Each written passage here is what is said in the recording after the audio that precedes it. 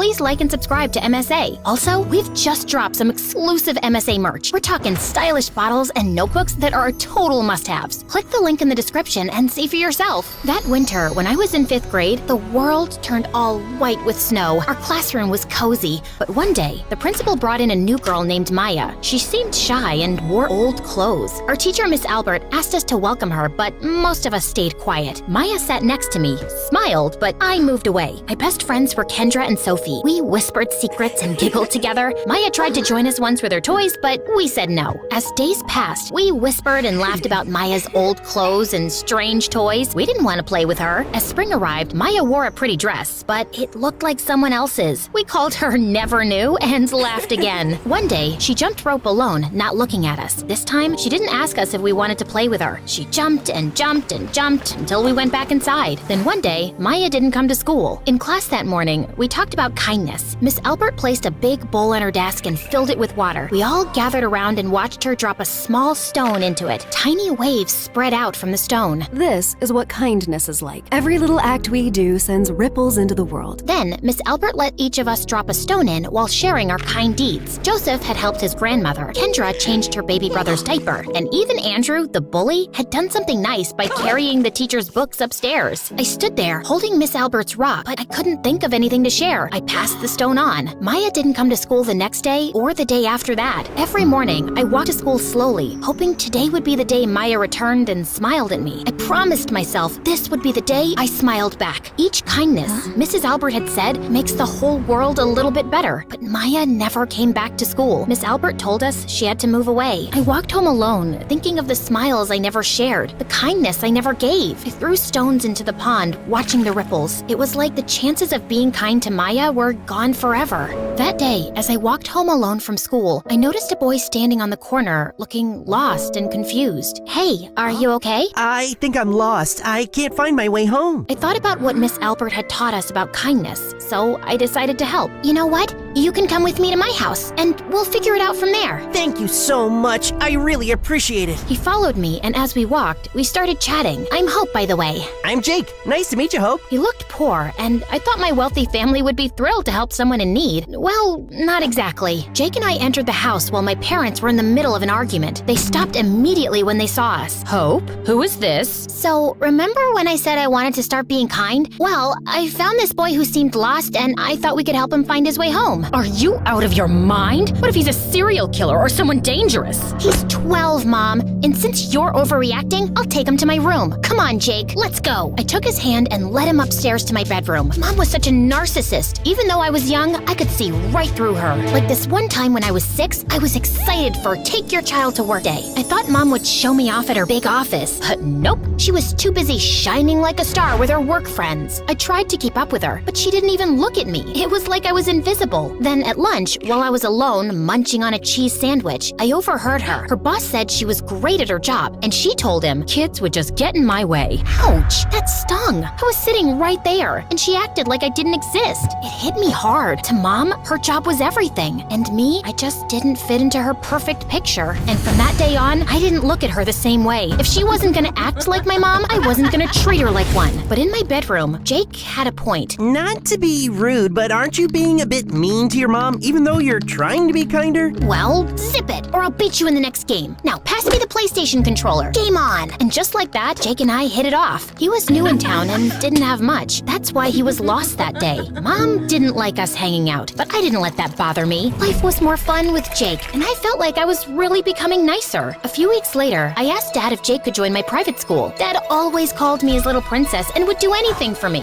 So, he said yes. Well, my best friends Kendra and Sophie hadn't changed one bit. They were still pretty mean. I kept Jake a secret from them for the last few months. Jake and I agreed to act like strangers at school until I figured things out and felt brave enough to be his friend openly. The day Jake started at school, Kendra and Sophie surprised me. Look at that hottie over there. He looks poor, but God, I'd pay him to be my boyfriend. Yeah, let's pay him together. We can share him. So, when Maya joined us last year, we didn't want to hang out with her because she didn't have much money. But now you're all excited about a guy just because he's good looking? Oh my God, why are you so obsessed with this Maya girl? Listen, Sophie, let's hire some private private investigator to find this Maya for our friend, and she can just shut up about it. Ha! You're hilarious. But seriously, just leave Jake out of your games. Wait, how do you know his name? I overheard a teacher say it, but really, just leave him be. You know, Hope, since you're so insistent, now I really want to talk to him. Let's go, Sophie. Great, just what I needed. They went to him and said, Hey there, Jake. You're new here, right? Yeah, we thought you looked interesting. Want to hang out with us? Jake seemed to be taken aback, but agreed to chat with them. For the next few days, Kendra and Sophie became interested in Jake. They wanted him to be their friend, but they had a different plan in mind. They offered him money to run errands and do things for them. I tried to warn Jake that he was worth more than being used like that, but he didn't listen. He said, If you want me to stop helping them, you'll have to tell them that we're friends. I didn't know what to say to that. I wasn't ready to ruin my image by having a poor friend, especially because Kendra and Sophie wouldn't stop laughing at me. Yeah, that's what I thought. With those words, Jake distanced himself from me and grew closer to Kendra and Sophie. They started giving him more money, and he became somewhat distant. I missed my friend. Then one day, I saw Jake holding their coats and acting like a servant. I'd had enough.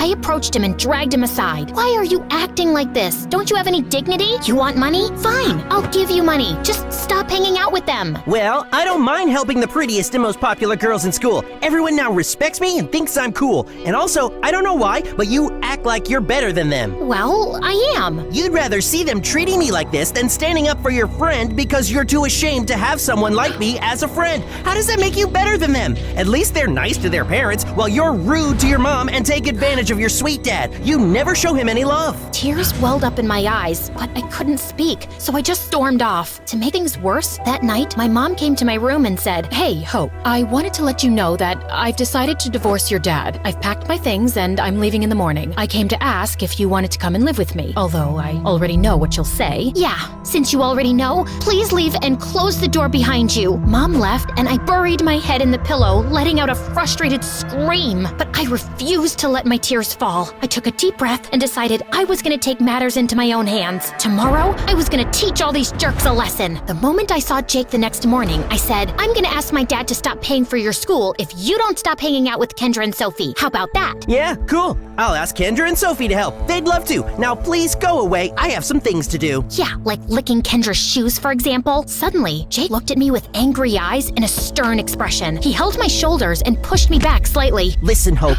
you need to understand that you're acting like a bully, even if you don't see it. Threatening your friend to do things that only benefit you is selfish and wrong. I appreciate everything you've done for me, but for now, please don't talk to me. Whenever you see me, just look the other way. I hope you have a good life, Hope. And with that, he walked away. I stood there in shock, then rushed to the bathroom to let out my feelings. When I got there, I found Kendra and Sophie laughing and chatting. In a moment of frustration, I said, Listen, you two, you need to stop treating Jake like he's here to do your commands. Whoa, calm down, girl. We don't treat him like that at all. He's just a nice guy who offers to help. But you pay him. Yeah, so what? If you have a friend who has less money than you and could use some help, why not? Oh, come on. We all know you're not exactly the nicest people. Yeah, we're not denying that, but at least we're not ashamed to be seen with a less fortunate friend in public, unlike you. How did you even know that Jake was my friend? Well, it's pretty obvious that you care about Jake. We even think you have a crush on him. Yeah, just be nice to the person you like. I know it can be hard for you, but look at us. We can do it. If being nice to a friend means treating them like a servant, then I'll pass on that kind of advice from people like you. With that, I left the bathroom. Weeks passed, and I stopped talking to Jake, Kendra, Sophie, and my mom. Although Mom hadn't stopped messaging me and inviting me to her house, I ignored her. One day, I woke up super sick and couldn't go to school for 4 days. No one asked about me or missed me. I felt very sad and vulnerable. I didn't know what to do, but I knew I had to talk to someone, and I knew exactly who that someone would be. I went to Miss Albert's house. She looked surprised to see me. I told her everything. I don't get it. I wanted to be kind. I helped a person in need, but they chose to be with someone mean, and when I tried to warn them, they told me to buzz off. And now the mean people are the ones who are giving me advice to be a kind person. How exactly did that happen? Honey, you helped a person in need, and it's a good thing. But you want to help them on your own terms only, and this isn't how kindness works. Sometimes you have to go out of your way to help others. True. It basically implied that I was ashamed of Jake, and now he chose to be with some mean girls. Remember that there's goodness in everyone, even if you think they aren't nice. We're human beings. We have goodness and evilness, and the best of us are the ones who can control control their evilness when it's most called for. I hugged Miss Albert tightly and left. The next morning, I entered the classroom and excused my teacher to say something. I just want to say I'm sorry to Jake. He's a good guy, and I'm honored to be his friend. The whole class fell silent, surprised by my confession. Jake smiled warmly at me, and I could see the relief in his eyes. Your mom's been texting me and asking me about you. She doesn't know we weren't talking, obviously. Want to go to her place after school? I'd love to go with you. I smiled and nodded my head.